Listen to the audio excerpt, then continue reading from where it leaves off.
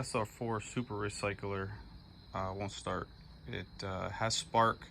If I spray fuel in there, I can't get it to spark. It won't fire at all. So I hooked up the compression tester and it's showing less than 20 pounds of compression. So definitely something going on in there. I do see the piston go up and down. I'm wondering if maybe a valve's not closing.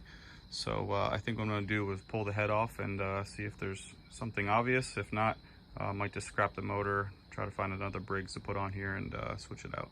So let's check that out next. All right, got the cover off. Let's see if we can get this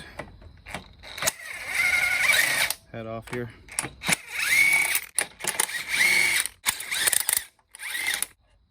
That's not a good sign. A lot of oil in that.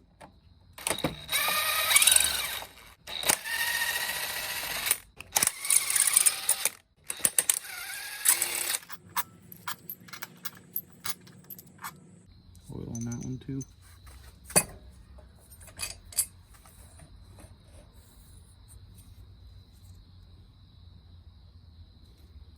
A lot of oil up here in the head. Could be like the motor was on its side or at one point, or it could be that something's, yeah, a motor shot. So it looks like this thing must have been running low on oil, or the air filter wasn't clean for a while. But you can see here in the side of the cylinder, that's bad. That's shot. This side a little bit too.